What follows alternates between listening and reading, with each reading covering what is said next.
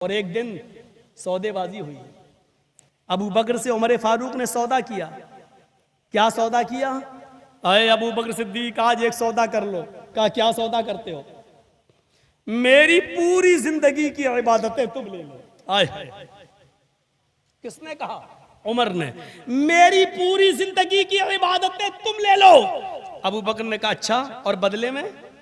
कहा बदले में मुझे सिर्फ अपनी जिंदगी के एक दिन, और उस दिन में भी उस रात का हिस्सा जिसमें गारे सौर में आप अल्लाह के रसूल के साथ थे और नबी को अपनी गोद में सुला रहे थे और बिच्छू आपके पैर में काट रहा था और बिच्छू के डंक से आपको तकलीफ हो रही थी, लेकिन आप पैर इसलिए नहीं हिला रहे थे कि मेरे आका की नींद ना खुल जाए, मेरे आका की नींद में डिस्टर्ब ना हो जाए। आपने उस वक्त भी पैर नहीं हिलाया। जब आपकी आंखों से आंसू गिरा और नबी के चेहरे पे गिरा तो नबी की आंख खुल गई। पूछा अबू बकर क्या हुआ? तो कहा बिच्छू ने काटा। अपना थूक लगाया और फिर आपकी तकलीफ खत्म हो गई। आपकी उस रात की एक दिन नबी के साथ जो मोहब्बत थी वो एक दिन की इबादत मुझे दे दीजिए। मेरी पूरी जिंदगी की इबादत आप ले लीजिए, लेकिन एक रात की इबादत मुझे दे दीजिए। मुझे उम्मीद है कि आपकी वो एक रात की इबादत मेरी पूरी जिंदगी की इबादत पर भारी होगी। मेरे प्यारे साथियों, ये मुकाबला क्या मुकाबला था, और हजरत उमर फारूक किस तरह नेकियों में आगे बढ़ना चाह रहे थे। ये एक रात की इबादत मेरी जिंदगी की सारी इबादतों से बेहतर होगी, मुझे दे दीजिए। अबू बकर सिद्दीक ने कहा नहीं, तुम्हारे लिए तुम्हारी कब्र है, हमारे लिए हमारी कब्र है, तुम्हारे लिए तुम्हारे आमाल हैं, हमारे लिए हमारे आमाल हैं। याद रखिए मेरे भाइयों, इस दुनिया में पैसा तो कमा लिया आपने, लेकिन पैसा कमाने के बाद ये रहेगा कितना दिन इसकी कोई गारंटी नहीं है। इसलिए अगर अल्लाह ने आपको पैसा दिया है तो दीनी कामों में खर्च भी करो। सबसे ज्यादा जरूरी इस वक्त यही है कि गरीब लड़कियों की शादी कराई जाए, यतीम बच्चियों की शादी कराई जाए, जरूरी है इस वक्त। मेरे भाइयों, कितनी लड़कियों ने जहेज न होने की वजह से अपनी जान दे दी है, कितनी लड़कियां खुदकुशी कर बैठी, और कितनी लड़कियां, आप जाओ दिल्ली का सर्वे करो, बॉम्बे कमाटीपुरा का और दिल्ली जीबी रोड का सर्वे करो मेरे भाइयों, वहां की रिपोर्ट पुलिस स्टेशन में जाके पूछो तो पता चलेगा इनके माँ बाप ने जहेज न होने की वजह से लड़कियों की शादी में डिले किया, तो ये लड़कियां यहां आकर बैठ गई हैं और धंधा कर रही हैं, क्योंकि इनके पास कोई दूसरा रास्ता नहीं है। इनके जिम्मेदार कौन है? ये लड़कियां जो धंधा कर रही हैं, जो जहेज न होने की वजह से शादियां नहीं कर सकी हैं, इनके माँ बाप नहीं। इनका गुनाह किसके सरों पर? इन अमीरों की खोपड़ियों पे लादा जाएगा जो लंबा चौड़ा जहेज अपनी बच्चियों को दे रहे हैं और गरीब लड़कियों की आहें ले रहे हैं, गरीब लड़कियों की सिसकियां निकल रही हैं। इन गरीब और यतीम बच्चियों की शादियां कराओ। आपको नहीं मालूम एक औरत कैसे कैसे आजमाई जाती है। जाअतनी साइला, बुखारी शरीफ की हदीस के अल्फाज हैं, हजरत आयशा कहती हैं कि मेरे पास एक मांगने वाली आई, मेरे पास एक मांगने वाली आई, माहा सबियान, उसके साथ दो छोटे छोटे बच्चे थे, उसके साथ दो छोटे छोटे बच्चे, एक बच्चे की उम्र 5 साल, दूसरी तरफ देखा दूसरे बच्चे की उम्र 7 साल। मेरे पास एक औरत मांगने वाली आई और उसके पास 2 बच्चे थे। वो आई और कहती शैअन लिल्लाह, घर में कुछ हो तो अल्लाह के नाम पर मुझे दे दो। हजरत आयशा ने दरवाजा खोला, क्या देखती है एक औरत है, उसके 2 छोटे छोटे बच्चे। हजरत आयशा ने कहा रुको। अंदर गई, फरमाती है मेरे पास एक खजूर था, मेरे पास एक खजूर था, मैं गई और मैंने वो खजूर लाकर उसको दे दिया। एक खजूर की क्या हैसियत है? क्या एक खजूर में किसी का पेट भरता है? लेकिन अल्लाह के नबी फरमाते हैं अगर सदका करने के लिए तुम्हारे पास बहुत ज़्यादा दौलत नहीं है तब भी अपने आप को जहन्नम से बचाओ। वलौ बिशिक्कि तमरतिन, अगर खजूर का एक टुकड़ा हो तो वही सदका कर दो। ज़रा तसव्वुर करो, खजूर का एक टुकड़ा सदका करने से भी मेरे भाइयों नजात मिलती है। हजरत आयशा कहती है मेरे पास टुकड़ा नहीं, पूरा खजूर था, एक मैंने लाके दे दिया। उस औरत ने दाएं देखा और बाएं देखा और अपने खजूर के, उस खजूर के 2 टुकड़े कर दिए, आधा इस बच्चे को दे दिया और आधा इस बच्चे को दे दिया। पानी पीती और चली जाती है। लेकिन मुस्लिम की हदीस में ये आया है, हज़रत आयशा ने जब बच्चे को और औरत को देखा तो अंदर गई और फरमाती हैं कि मेरे पास 3 खजूरें थीं। बुखारी की हदीस में है 1 खजूर थी, आधा आधा बांट दिया। लेकिन मुस्लिम शरीफ की हदीस में है, वाकया वही है सेम, लेकिन बस खजूरों की तादाद बढ़ी हुई है। मेरे पास 3 खजूरें थीं, मैंने तीनों खजूरें लाके उस औरत को दे दी। उस औरत ने 1 खजूर इस बच्चे को दे दी, 1 खजूर इस बच्चे को दे दी। बच्चों ने झट अपनी दोनों खजूरें खा ली और जो 1 खजूर बची माँ खुद खाने के लिए रख ली। वो भी भूखी थी। माँ ने उस खजूर को अपने खाने के लिए रखा, लेकिन अभी रोक लिया। बच्चे को पानी पिलाना चाह रही है, बच्चों खा लो। बच्चों ने अपनी अपनी खजूर खा ली। माँ जब अपनी खजूर खाने के लिए चली तो वो दोनों बच्चे माँ की खजूर पर झपट गए। अम्मी ये भी दे दो, अम्मी भूख लग रही है। तो उस माँ की ममता को जोश आया और माँ ने खुद नहीं खाया बल्कि अपनी खजूर के भी 2 टुकड़े कर दिए, आधा आधा, और आधा इसको दे दिया, आधा इसको दे दिया और पानी पीकर चली गई। अल्लाह के नबी जब घर में तशरीफ लाए तो हजरत आयशा ने कहा, अल्लाह के रसूल आज ऐसा ऐसा मंजर सामने आया है। उस औरत ने अपने खजूर के भी 2 टुकड़े कर दिए, खुद भूखी रह गई लेकिन बच्चे को खिला दिया। अल्लाह के नबी ने कहा, आयशा क्या ये मंजर तुमने अपनी आंख से देखा है? हाँ। आयशा क्या उस औरत ने अपनी खजूर के भी 2 टुकड़े कर दिए? हाँ। आयशा क्या तुमने उस आधी आधी खजूर को देखा, उन दोनों बच्चों ने खा लिया? हाँ मैंने देखा। आयशा क्या उस औरत ने खुद नहीं खाया? नहीं खाया अल्लाह के रसूल। आयशा देखो सच बताना। अल्लाह के नबी मैंने झूठ कब बोला है आपसे? आयशा कयामत के दिन तुम्हें गवाही देना पड़ेगी। हाँ मैं गवाही दूंगी, मैंने अपनी आंख से देखा। अल्लाह के रसूल फरमाया, आयशा अगर तुम सच बोल रही हो, उस औरत ने अपनी खजूर भी अपने दोनों बच्चों को दे दिया, उनका पेट भरने के लिए खुद भूखी रह गई। वजबत अलैहल जन्ना, वजबत अलैहल जन्ना। ऐसा करके उस औरत ने अपने ऊपर जन्नत वाजिब कर ली, ऐसा करके उस औरत ने जन्नत अपने ऊपर फर्ज कर ली, ऐसा करके उस औरत ने अपने आप को जन्नती बना दिया। यानी जो औरत खुद भूखी रह के अपने बच्चों का पेट पालती है, अपने बच्चों की परवरिश करती है, उस औरत को अल्लाह के नबी कह रहे हैं कि वो जन्नती है। ये इम्तिहान का दौर है। इस दुनिया में कितने गरीब हैं आपको नहीं मालूम, ढूंढ और तलाश करो। रमजान का महीना आया ही इसलिए था कि ताकि तुम्हें भूखे और प्यासे रखकर गरीबों का एहसास दिलाया जाए कि 1 महीना भूखा रहकर तुम्हें कैसे लगा।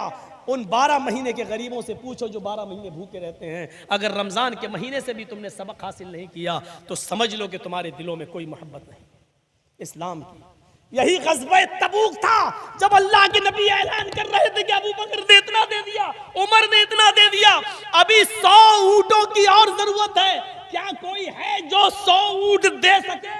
हजरत उस्मान उठे, कहा अल्लाह के रसूल मैं 100 ऊंट दे रहा हूं। अकेला एक आदमी 100 ऊंट। भगवानपुर वालों मैं नहीं कह रहा हूं कि तुमने जो कुछ कमाया सब कुछ दे दो गरीब और यतीमों के लिए।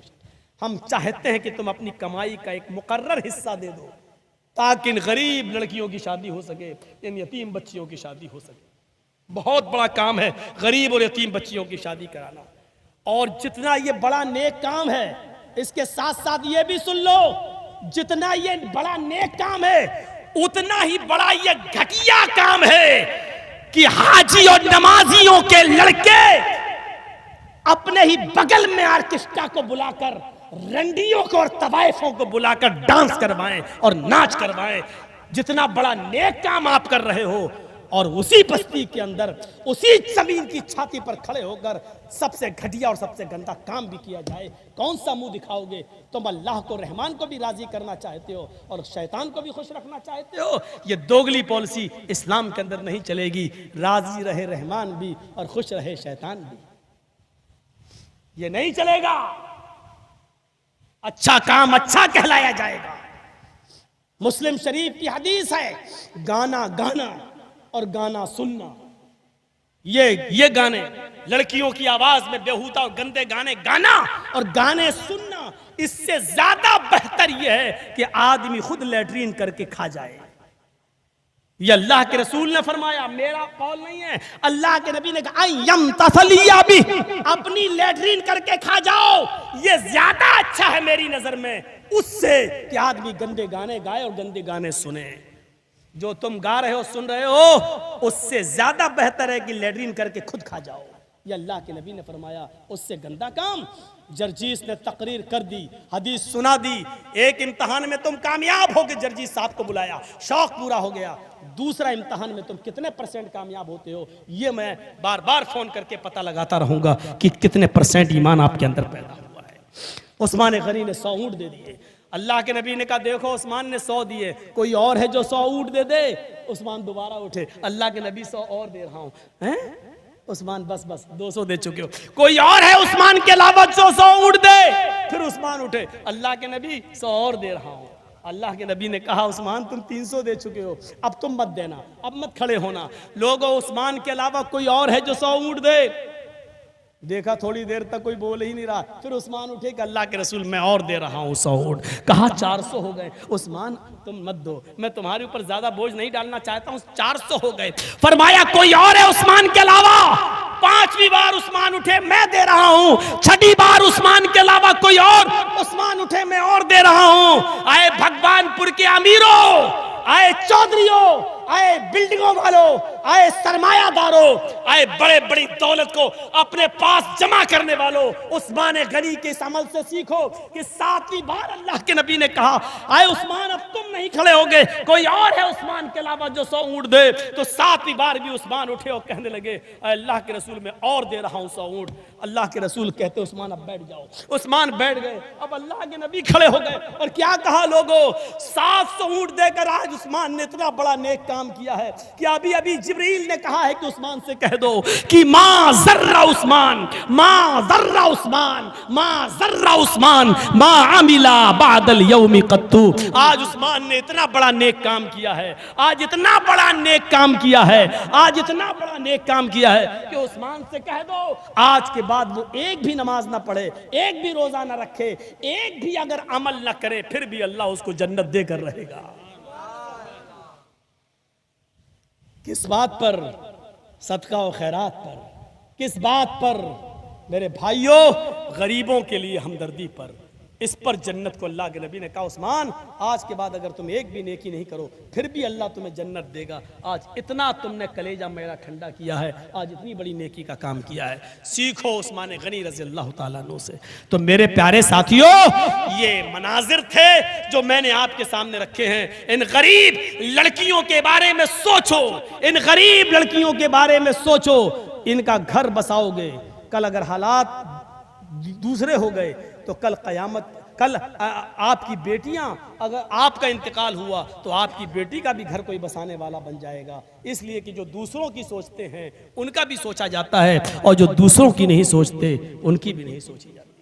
अब्दुल्ला इब्ने मसूद, हज़रत उस्मान अब्दुल्ला इब्ने मसूद रज़ी अल्लाह ताला अन्हु की जब इंतकाल का वक्त करीब आया तो हज़रत उस्मान उनके पास गए और कहा कि बैतुल माल से वजीफ़ा हम देना चाहते हैं तुम्हें, अब आपके इंतकाल का वक्त करीब है, ले लो। उन्होंने कहा ज़रूरत नहीं है। फरमाया आपकी बेटियों के काम आएगा।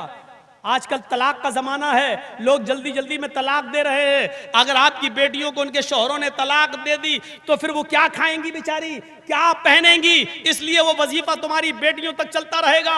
उस्मान गनी ने हजरत अब्दुल्ला इब्ने मसूद ने जो जवाब दिया था वो आज भी हदीस की किताबों में लिखा हुआ है। उस्मान मेरी बेटियों की फिक्र करने की कोई जरूरत नहीं है तुम्हें, मैंने अपनी बेटियों को सूरे वाक़या याद करा दी।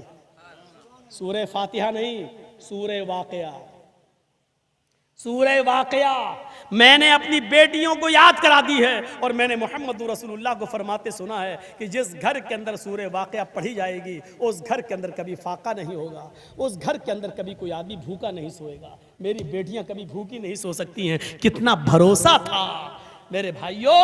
ये सब चीज़ें सिखाइए आप अपनी औलाद को। मोबाइल तो दे रखा है, एक्सक्यूज़ मी, हाँ ये सब चल रहा है, ये सब बहुत हो चुके हैं ड्रामे, बंद करो। सर्दियों के दिन आ रहे हैं, आपको नहीं मालूम जिन इलाकों में बीजेपी की गवर्नमेंट है वहां मुस्लिम लड़कियों के लिए वैकेंसी निकाली जा रही है। आओ कॉलेज में, लड़कों को नहीं नौकरी मिल रही है, लड़कियों को कॉलेज में नौकरी दी जा रही है, पढ़ने के लिए जगह दी जा रही है।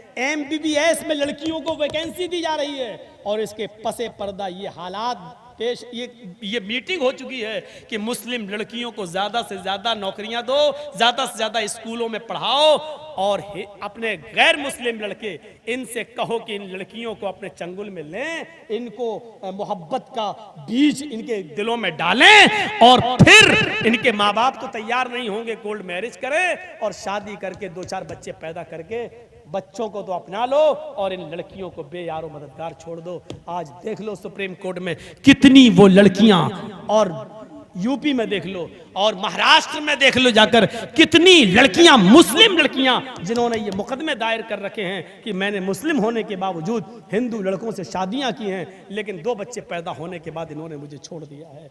अब हम कहां जाएं? मेरा बाप मुझे एक्सेप्ट नहीं करेगा, क्योंकि बाप को नाराज करके तो मैं यहां पर आई हूं, अब मैं जाऊं तो कहां जाऊं? लेकिन करोगे क्या? वो तो अपने मकसद में कामयाब हो चुके हैं, और फिर इन मुस्लिम लड़कियों को मजबूर होकर तवाइफों के चकलों पर बैठना पड़ रहा है। ये हालात पैदा हो चुके हैं और इसके जिम्मेदार हैं हम, क्योंकि हमने अपनी लड़कियों को मोबाइल हाथों में दे रखा है। रात के 12-12 और 1-1 बजे तक हमारी लड़कियां व्हाट्सएप चलाती हैं, मैसेंजर चला रही हैं, फेसबुक चला रही हैं, और अभी सर्दियों में देखिएगा आप, कंबल, ब्लैंकेट, लिहाफ, रजाई अपने मुंह पे डालेंगी और अंदर ही अंदर चैटिंग करेंगी रात के 2-2 बजे तक। मेरे भाइयों, आप कहोगे साहब आजकल नेट पैक बड़ा महंगा आ रहा, 300, 350, 400 रुपए का। अरे वो तुम्हें थोड़ी डालना है, वो तो उसको डालना है जिससे वो बात कर रही है। आप इतना बड़ा बेवकूफ बस समझो मौलाना जर्जीस को। अरे मैंने तो मोबाइल नहीं दिया, तुमने मोबाइल नहीं दिया, मोबाइल भी उससे ले रही है, उससे ले रही है। लड़की के आंख से गिरने वाले आंसू में बड़ी ताकत होती है। ये चाहे फर्जी हो चाहे सच्चे हो, हर तरीके से ये जताते हैं कि लड़की बड़ी कमजोर है, लड़की बड़ी कमजोर है। मेरे भाइयों, अपनी बेटियों को संभालो, अपनी बेटियों को संभालो, उन पर निगरानी रखो। ये चंद बातें मैंने आपके सामने अर्ज की हैं। 3 बज चुका है।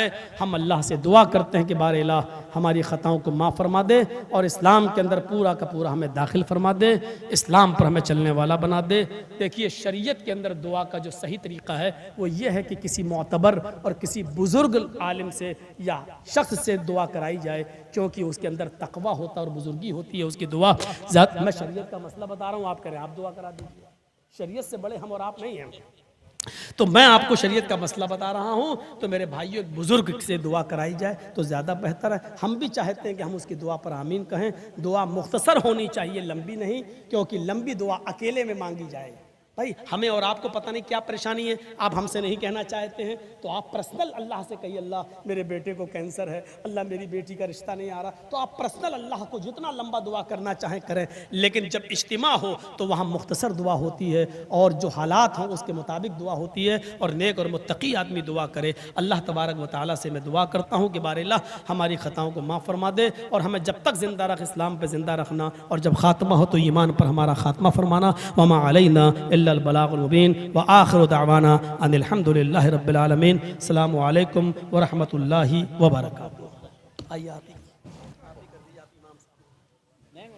कर दीजिए, इमाम साहब है। Subscribe now and press the bell icon.